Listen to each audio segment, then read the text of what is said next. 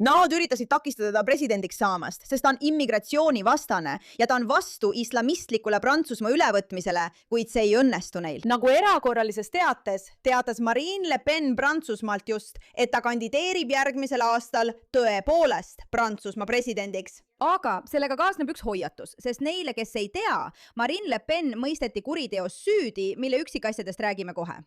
Ja nüüd on kohus andnud talle loa presidendiks kandideerida, kuid ta peab siiski kandma elektroonilist jalavõru, mis muudab kampaania tegemise uskumatult keeruliseks. Aga nii see lihtsalt on.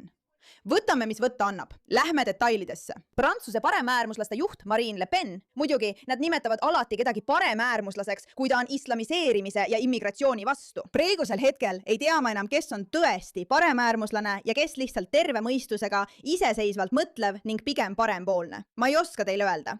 Mõnikord tundub mulle, et kui keegi on tõesti väga selgelt ja kindlalt massilise immigratsiooni vastu, siis tembeldatakse ta kohe äärmuslikuks paremäärmuslaseks. Võib-olla ongi tema tõesti paremäärmuslane, ma ei tea, ja ausalt öeldes mind see ei huvita. Aga mida ma tean, on see, et sellel naisel on võimalus midagi ette võtta, et võidelda islamiseerumise ja immigratsiooni vastu. Ja see on praegu Prantsusmaa jaoks kõige olulisem teema, millega tuleb tegeleda, sest me kõik näeme neid kaadreid, me kõik näeme, mis on juhtunud.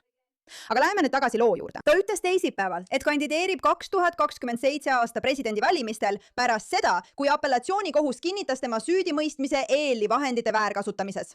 Nii et omal ajal kasutas ta osa EL-i vahendeid oma partei jaoks. Selle asemel, et need oleksid läinud mõnedele parlamendi liikmetele Brüsselis, kellele ne pidid minema või midagi sellist. See oli umbes 3,5 miljonit, ma arvan, eurot või midagi sellist.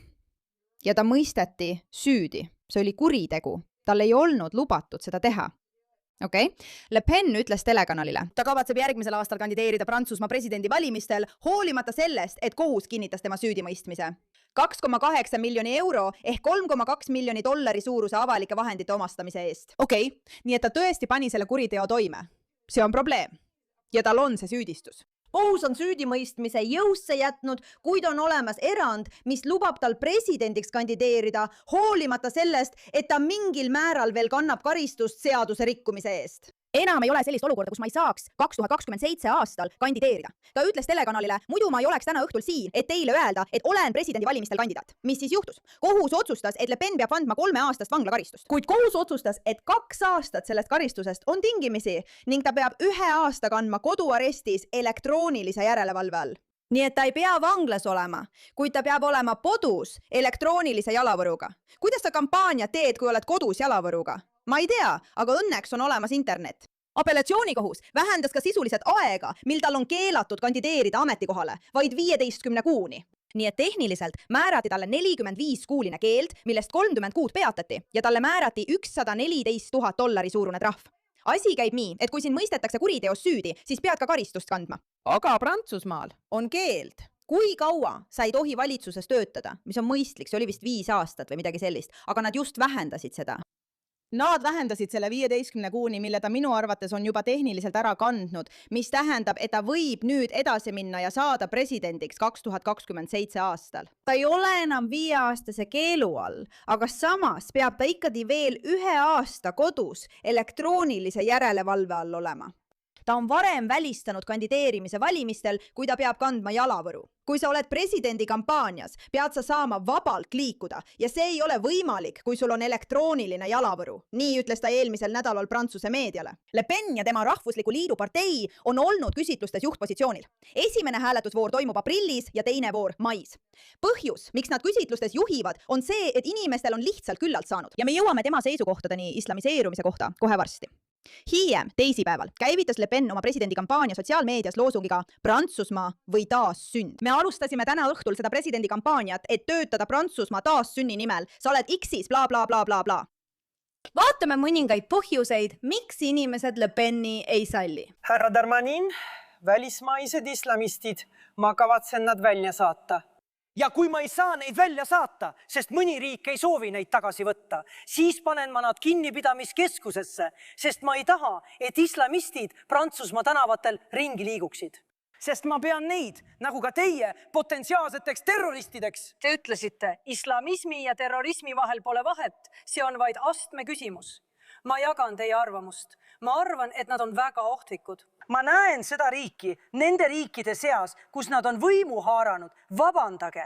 Nendes riikides, kus nad on võimu haaranud, härra, nad mõrvavad, vägistavad, panevad toime massikuritegusid. Marine, nad viskavad homoseksuaale kõrghoonetest alla. Marine Le Pen, vabandust, Marine Le Pen, see on huvitav, teil on ühine arvamus, Marine Le Pen. Aga mina ei taha, et ta võtaks vähimatki riski.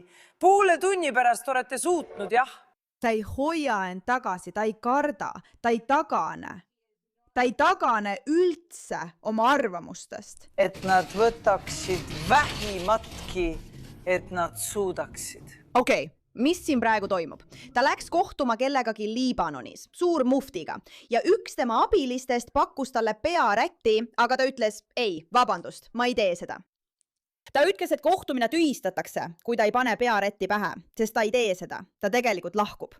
Te võite suur muftile edasi anda minu seisukoha, et ma ei pane loori pähe.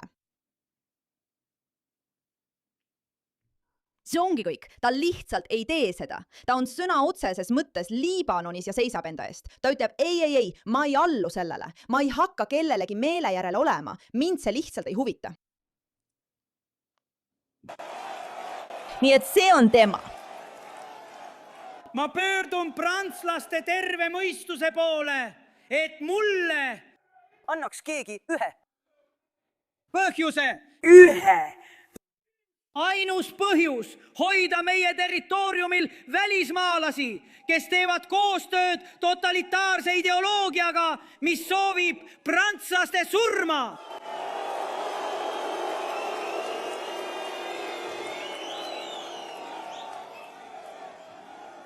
Islamistliku ideoloogiaga seotud välismaalastelt tuleb kodakondsus ära võtta ja nad välja saata. Prantslased, kes võtavad omaks vaenlase ideoloogia, tuleb kohtu ette tuua ja karistada. Seadused on olemas, tuleb neid lihtsalt rakendada. Noh, kui mina olen president, siis neid seadusi rakendatakse vankumatult. Jällegi, ma ei tea, kas ma tegelikult toetan Marine Le Peni. Ma ei tea eriti tema poliitikas peale immigratsiooni ja islamiseerumise. Kõigile prantslastele, kes seda kanalit jälgivad, võite kommentaaridesse kirjutada ja öelda, kas me eksime täielikult. Aga minu jaoks, kui ma näen kandidaati, kes ei ole valmis islamistide ees kummardama, kes ütleb asju täpselt nii, nagu need on, kes ei karda üldse, siis see kaalub minu jaoks üles kõik muud mured ja kõik tema muud poliitikad. See, et ta on valmis seda tegema ja vastu astuma, on kõige tähtsam asi. See on nagu inimene, kes tuleb lagunevasse majja, näeb, et seal on põrandatel reovett ning ütleb, olgu, ma hakkan reovett koristama. See, et nad on valmis kõigepealt reovee ära koristama ja siis teiste probleemidega tegelema, võib-olla tahavad nad maja renoveerida teistsuguses stiilis, kui mina sooviksin, aga reoveega tegelemine on esimene probleem, millega tuleb tegeleda. Euroopa ülevõtmine, kultuuri varastamine on esimene probleem, millega iga võimule valitud inimene peab tegelema. Siis saame arutada teisi detaile. Ja selgub, et ameeriklased on meiega nõus. Trump on nüüd samuti selle kohta kommentaari andnud, aga meie pead vaatama, mida ütleb Charlie Cook. Nii palju kui mina aru saan ja ma tean väga vähe Prantsusmaa wokeismist, siis nad püüavad hävitada prantsuse identiteeti ja prantsuse keelt läbi mitmerahvuselise multikultuurse immigratsiooni.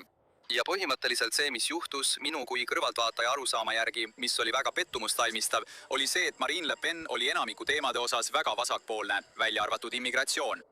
Ja mingil põhjusel tahab Macron jätkata seda massilist immigratsiooni Prantsusmaale. Ja sa saad woke ideoloogia koos massilise immigratsiooniga ja see saab olema Prantsusmaa lõpp. Punkt. Ja see on tragöödia.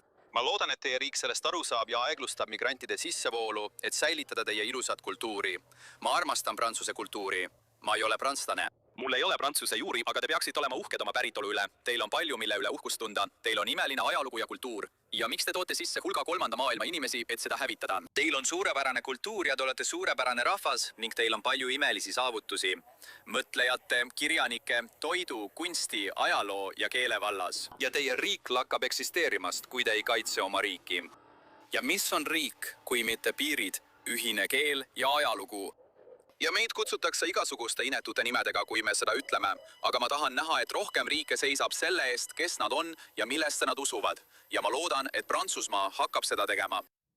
Aamen. Me igatseme Charlie Cooki. Ta oli nii mõistlik. Vaatame, mida Trump ütles. Le Pen, paremäärmuslik juht, mõisteti kohtus süüdi ja tal keelati nüüd 5 aastat ametisse kandideerida.